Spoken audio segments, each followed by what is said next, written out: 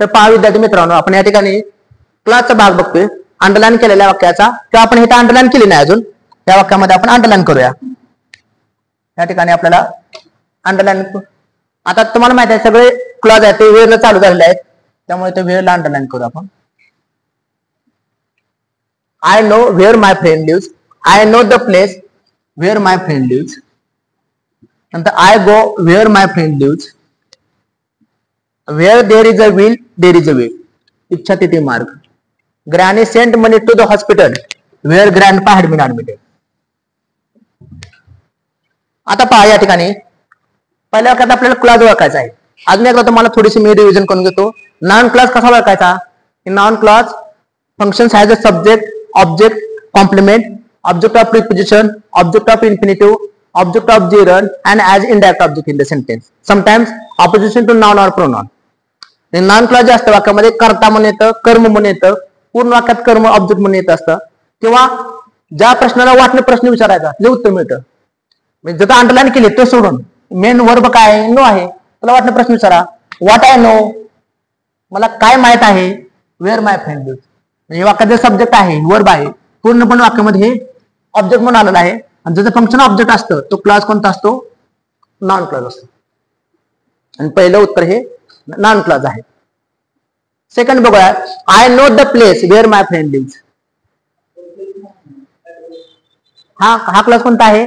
I know the place. आताच मगाच पाहिलं आपण आय नो, हे सुद्धा वाक्यात नाही, पण मध्ये शब्द काय आला? प्लेस शब्द आला. प्लेस शब्द काय आला? वाक्यात काय आहे? नाउन आहे. मग नाउन जर शेजारी आलं तर क्लॉज कोणता असतो? Adjective clause. अगदी बरोबर आहे. हा क्लॉज कोणता असतो? ऍडजेक्टिव्ह क्लॉज आला. एजीसीआय. काय आला का तुम्हाला? ऍडजेक्टिव्ह क्लॉज आला. I go where my friend lives. आता वेअर माय फ्रेंड लिव्स ते शेजारी काय आहे? गो. गो काय आहे? क्रियापद आहे. मग हे कोणाबद्दल माहिती सांगतोय? क्रियापदाबद्दल. मग क्रियापदाबद्दल माहिती सांगणारा क्लॉज कोणता असतो? क्रियाविशेषण बोधक. मग क्रियाविशेषण बोधक म्हणजे ऍडवर्ब क्लॉज. आणि ऍडवर्ब क्लॉज मधला प्रकार कोणता आहे? ऍडवर्ब क्लॉज ऑफ प्लेस आहे. अगदी बरोबर आहे. ऍडवर्ब क्लॉज ऑफ प्लेस आहे.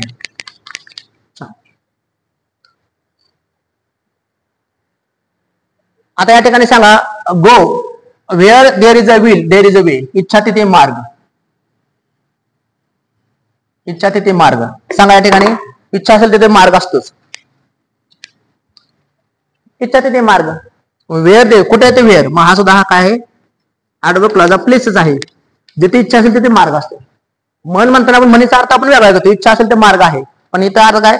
जिथे इच्छा असते तिथे मार्ग असतो. एकदम झालेलं वाक्य आहे. आणि हे पण एक्झाम्पल वाक्य आलेलं आहे 1-2 वेळा. Granny sent money to the hospital where grandpa had been admitted. पहिल्यांदा वाटतं आपल्याला नाउन क्लॉज उदाहरण असेल, पण वाटतं नाही ऍडवर्ब क्लॉज ऑफ प्लेस असेल, कारण ज्या ठिकाणी ग्रँडपा होता तिथे ग्रॅनीने पैसे पाठवले. तो काय का बघास ना, पण आपल्याला काय बघायचं आहे? वेअर शब्दाच्या अगोदर काय शब्द आला? Actually hospital. अगदी बरोबर आहे. मग हॉस्पिटल शब्द काय आहे? नाउन आहे. मग पुढचा क्लॉज काय असणार? ऑटोमॅटिकच ऍडजेक्टिव्ह क्लॉज असणार. अशा ट्रिकने तुम्ही अभ्यास केला तर क्लॉजचा पार्ट तुम्हाला सोपा वाटेल. मला वाटतं हा पार्ट तुम्हाला सगळ्यांना कळाला असेल. थँक्यू.